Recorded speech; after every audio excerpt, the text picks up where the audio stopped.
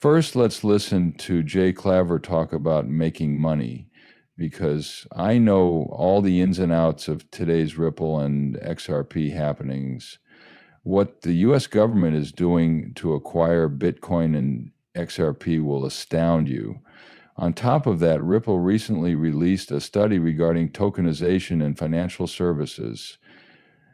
Clearly, this is something that needs discussing. Efficient XRP ledger transactions.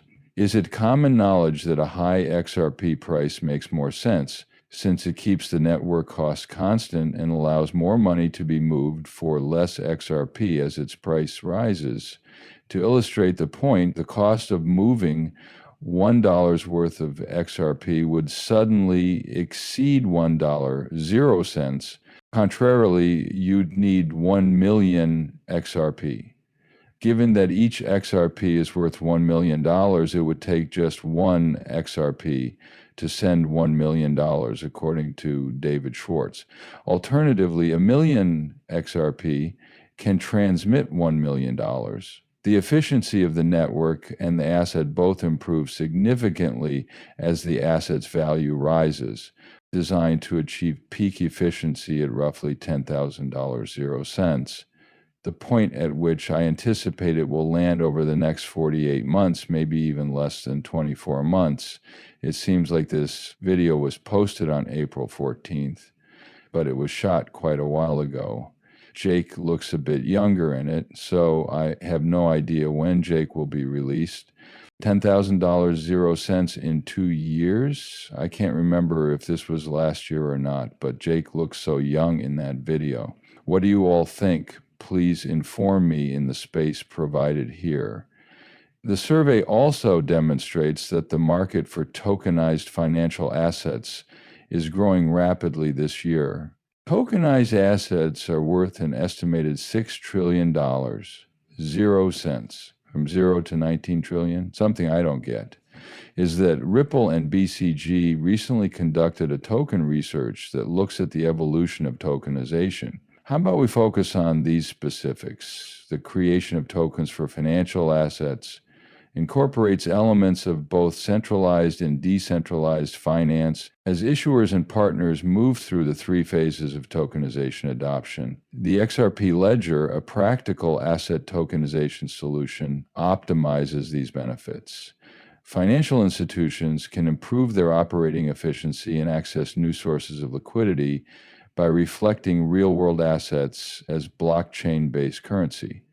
Step 1 is low-risk adoption, which happens when investment firms and financial institutions actively test popular goods to see if they're ready and to gain quick operational benefits. Set up basic infrastructure, such as a place to store digital assets. It is already known that Ripple Custody was formerly a hospital. Ripple Custody is the new name for Medico. I had no idea that was its description. This technology is now being provided to banks by blockchain. We've gone over this extensively. However, many banks don't see the use in doing this independently due to the high degree of danger involved with that safe coin. As an alternative, a bank unrelated to blockchain technology can step in and build a blockchain or token from scratch.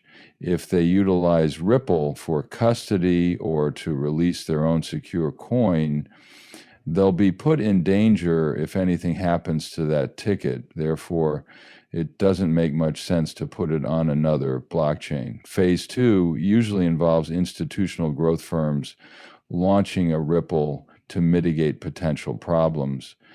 It is possible to boost the value and profit potential of more complicated assets subject to stricter laws by tokenizing them. In order to keep the momentum going, we need more refined platforms, clearer guidelines, and a commitment to challenging existing revenue streams.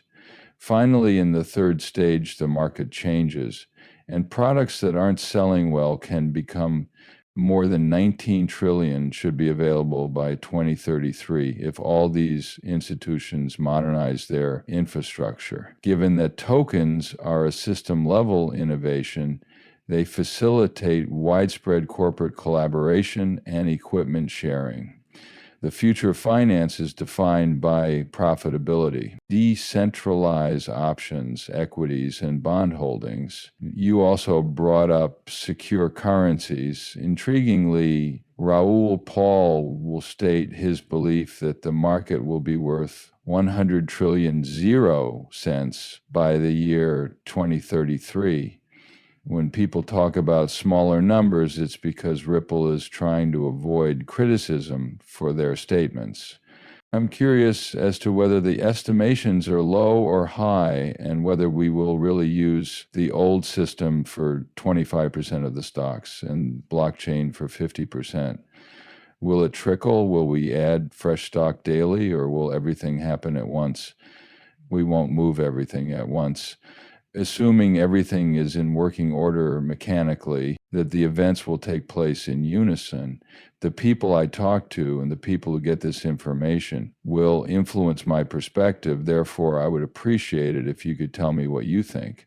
The description also goes into detail about how tokenization has improved banking services, even though there have been some little setbacks. Enhancements, decades of infrastructural neglect have left the world's financial system ill-equipped to meet the needs of modern markets, consumers, and capital flows. Conventional financial instruments are being transformed into quickly editable software through a paradigm shift called tokenization. An improvement in liquidity openness can be achieved by creating tradable tokens from real-world assets.